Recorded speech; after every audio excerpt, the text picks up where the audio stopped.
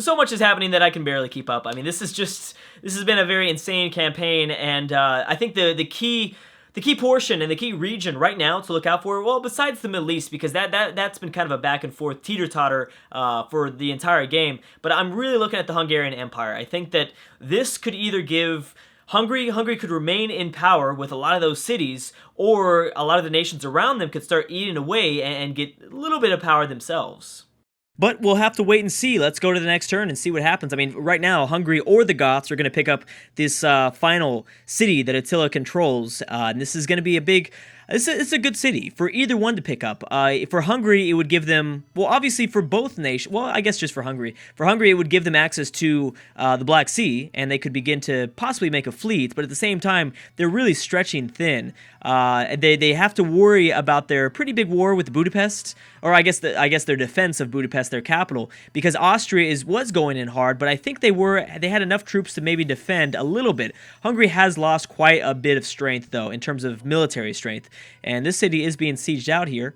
Oh, the Goths stole it. Oh, okay, so that's probably overall, it's probably a pretty good thing for Hungary overall. They didn't need to be stretched that thin, because then you got to worry about Byzantium. With their huge fleet, I guarantee you, if Hungary was looking a little bit weakened, they would have sent those unique boats up, and boom, they would have taken it over.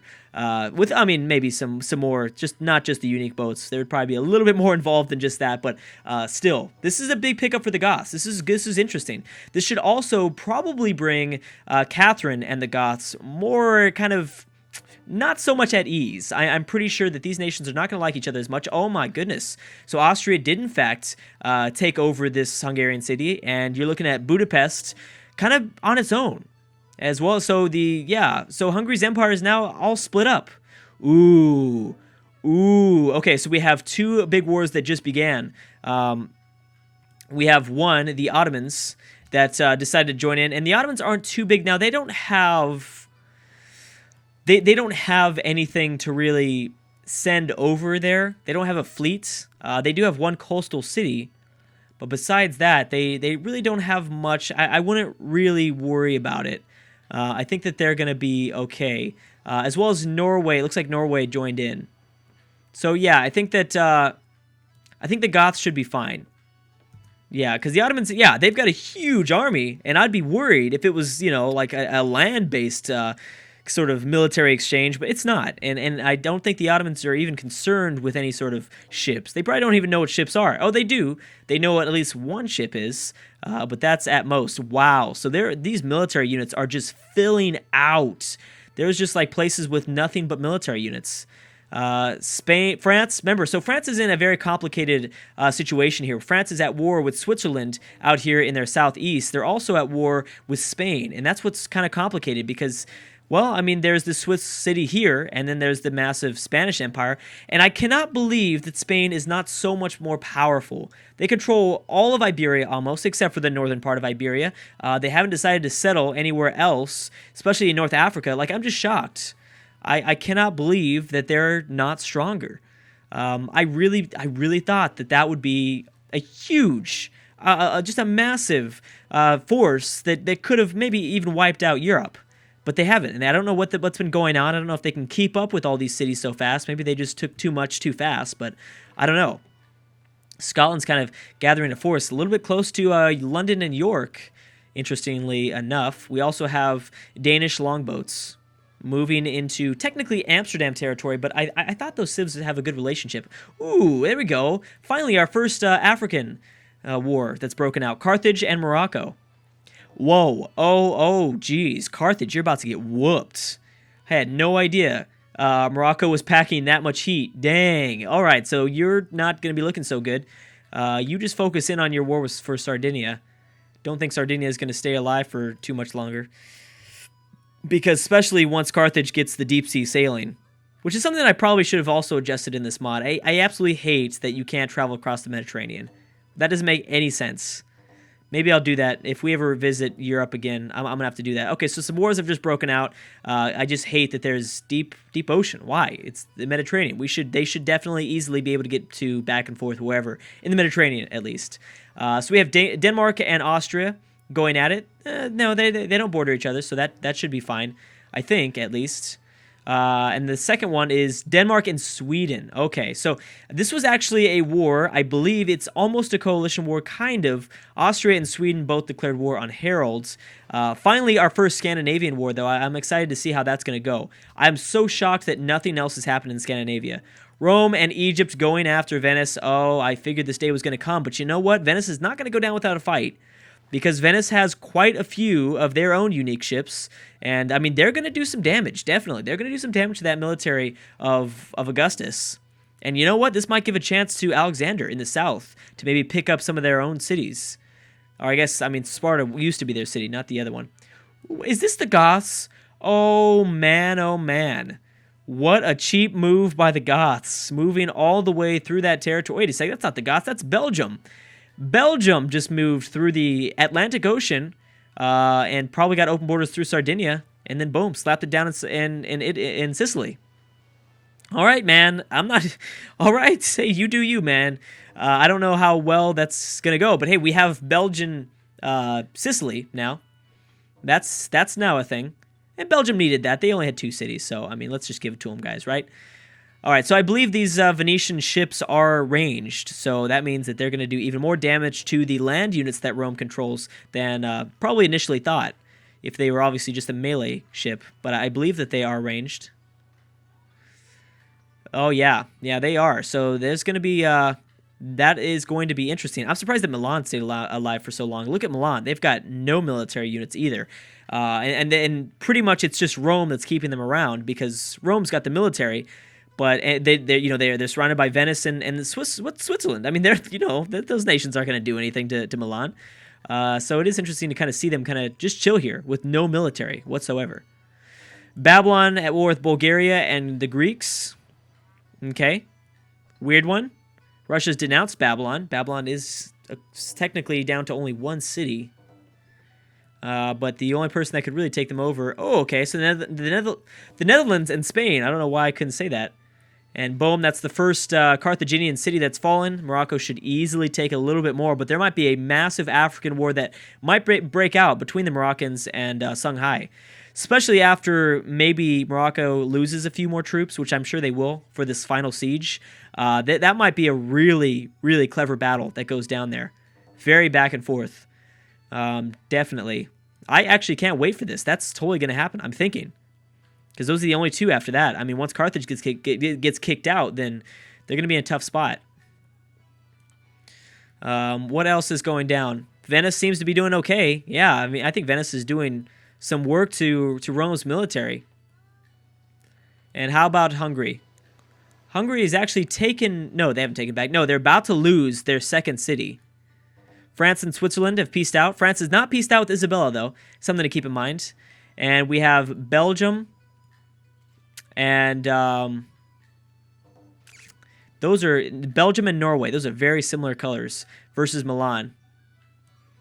And then we have Assyria, Egypt, and the Hittites and Egypt joining in against Assyria. That's so strange because Egypt... These nations are at these nations are at war. I thought they were. Maybe they made peace. Maybe I'm spoken. Yeah, they probably made peace. So now they're going after Assyria. Probably not the smartest move. Although Assyria doesn't have much of a military, so yeah, maybe it's a good idea. I don't know. It all depends on the Ottomans, man. That's what I'm waiting for. When the Ottomans decide to wreck the world, then they will. They can kind of expand wherever they want as long as it's out to the east, and the Ottomans are going to absolutely dominate. And it's about that time for the Ottoman Empire to dominate. It's about that time. Venice is peaced out with Spain. Rome does still control some units. The Forbidden Palace has been built, which is going to give them an extra 2 votes in the World Congress whenever that gets founded. Bulgaria versus Belgium. Yeah, Bulgaria versus Belgium. We also have Assyria and Hungary joining in against Babylon. Austria is peaced out with Hungary. So many things are going on. I can't even keep up right now. I really can't keep up. Bulgaria might go to war for Rome. Remember, they have a huge force. They got to go to war fast because these units that they control will eventually become obsolete. That certainly will happen. Boom. So I guess Belgium made a lot of people upset. Ooh, Denmark and Belgium. So that's a little bit more important there. Technically, Belgium could maybe take over Zurich, but I don't know. Germany and Spain have pieced out. Poland still has quite a few troops, and actually, it seems like Sweden is winning this war. They might end up taking a city away from Harold. Yeah, so forward settling Belgium did not make people happy. But luckily for them, it's not going to be... I don't think it'd be too devastating. I think they're going to be okay, somewhat. As long as, Rome doesn't join in. Or someone with some sort of naval power, which actually nobody has been building a navy for the most part. I haven't really seen anybody besides like Venice and Byzantium who already have unique units in that category. Okay, there we go. So the Ottomans and Byzantium are teaming up. Sweden is also going to war for Belgium. And so is Poland. Dang.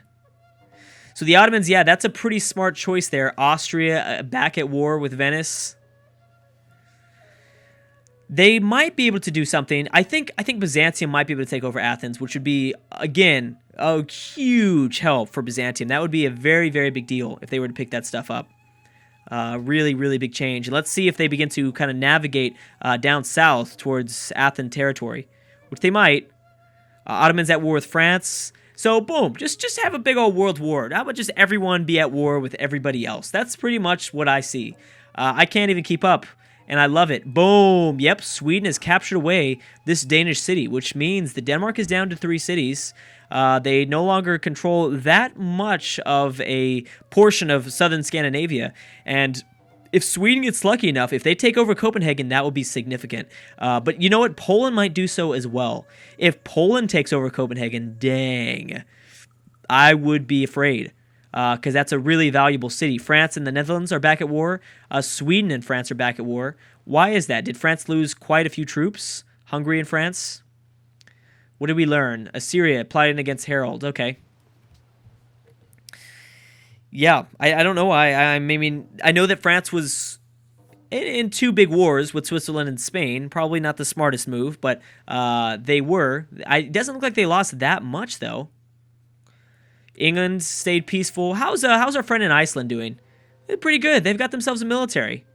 It seems like they're somewhat keeping up with the times. Somewhat, technology-wise. Maybe they're falling behind a little bit, but still. That was a big one. Okay, there you go. England and France. Right around that 100 Years' War time as well, so that makes things even more historical, I guess you could say. Maybe. I don't know if they're going to make any landings. Honestly, this is not going to go so well for England if they try to go up against these musketeers. They're going to get dominated. Elizabeth will. And fortunately for Napoleon, he barely has any coastal cities. He does out here on the west, Braga, which was formerly the Portuguese city. But at the moment, Elizabeth really doesn't have a strong enough navy. She has 1 ship of the line, but that's it. She does have her great lighthouse, which is important, but still. Has anyone taken over Venice yet? No, they're trying. They're trying, and it's surprisingly enough, Venice has brought on their own offensive for Antium. They should probably double back around and protect their capital, but, still. That's some big news. Sweden and Babylon. So the coalition wars have clearly begun in this game, but it seems like there's just so much more than I've ever seen before. The Ottomans are still trying to figure out what they're going to do with this massive military. The Assyrians are doing just fine. I mean, is Egypt really even trying to go after? Because I know last time we checked, Egypt somewhat. Last time Egypt was at war with Arabia, they didn't even send anything down there. It seems like Egypt lost a lot of their military, though. Is Carthage still around here? No, I must have missed that notification. Yeah, Carthage totally got kicked out. So pretty much we're going to see Morocco versus Songhai, and that is going to be an awesome, awesome battle because that's going to be huge. That's going to be really, really big. Regionally, obviously, it will be huge for the region, but it's going to be big because it's completely in the desert. Both of these civs have quite a few cities. It looks like they're on the same exact level with 6 cities. Actually, you know what? Songhai only has 4. So not on the same level, although these are puppets. They can only produce things from these 4 cities, their main 4 cities. So it'll be interesting. Songhai better start building up forces, though, because the longer Morocco stays in control of these puppets without them being in resistance, well, I mean, they will have a better chance of defending or going for an offensive move. Leaning Tower of Pisa has been built by Egypt, and that is it. 1320. Egypt's also built the Globe Theater. Wow. Okay, 2 wonders pumped out by Ramses there, last minute. Oh, I did forget about that. The Netherlands and France do border each other. I always forget about this colony in Iberia. France should be okay. Boom. Captured by Denmark. Oh, yeah, Denmark captured it back. The Celts now, so is the entire British Isles going to be involved with the war against Napoleon? Maybe. It's possible. Oh, now Denmark's pushing back with a lot of their fleets arriving in the Baltic Sea. We have France and Scandinavia. Sistine Chapel has been built. Let's see if Scotland joins in. They might. Scotland's just built a Sistine Chapel. So, you know, the big thing, though, with the Celts joining is that they do have a fleet. And they have a bigger fleet, and they have a fleet that's closer to Braga to maybe put some I don't know, some pressure on Napoleon, at least to protect their coastal cities, which might distract them for other wars, other possible wars. Belgium's doing okay. Remember, Belgium and Denmark are at war. That's part of the reason why I think, Sweden took it back. That's part of the reason why I think it took so long for Harold to support their northern cities, because maybe they were sending too many things to protect Zurich, possibly. Milan has joined in against France. Jeez. All right, and we have Norway versus Belgium. This is not even coalition wars, it's just craziness. Oh, Armenia's gotten their second city, so now we might definitely see some interesting wars between the Goths, the Russians, and the Armenians. I would like that. The Ottomans also going for, I bet you they settle along the Caspian Sea. I don't know why, I just have a feeling they will. Assyria's doing fine, even though they're facing some pretty big foes in the Middle East. They're doing just fine. Assyria, I'm waiting for the Syrians and the Ottomans, but the Ottomans are going to have to take out a few of these other cities before that's actually a pretty significant war. There we go. Now that was a big one. That's probably the biggest war we've seen in a while, actually, is the Netherlands declaring war on Belgium. So this might be their opportunity. France and Poland doesn't really mean much unless they have open borders through Copenhagen and they decide to go crazy and send everything over there, which I doubt it. Let's see what the Netherlands do here. They might take over Brussels. I mean, they've got enough units. I mean, William is no longer a pushover. He didn't have a military for a long, long time. Now he does. And this would be a really, really good pickup for William to acquire. Especially to kind of control more of the English Channel and to be able to kind of move back and forth quickly from the English Channel to the North Sea. That would be helpful. So Sweden is pieced out with Denmark, and they've kept this Danish city. Oh, man. Actually, was this... Wait a second. Was this Danish? I don't think this was Danish. I thought... Did Denmark take it, and then Sweden take it back, and then it went back and forth? No, because it wouldn't be a puppet. It would be... Yeah, no, this was Danish, I believe. Scotland, there we go. Scotland's declared war on Denmark. So Scotland's got quite a few troops, and they're certainly used to going back and forth between Scandinavia and their home in the British Isles. So that is a pretty big deal. And they might send over things to Copenhagen to actually try something here. And it looks like we've finally reached the World Congress. But anyways, guys, I'm going to have to stop right there before we get into the World Congress. Thank you guys so much for watching, and I will see you guys next time.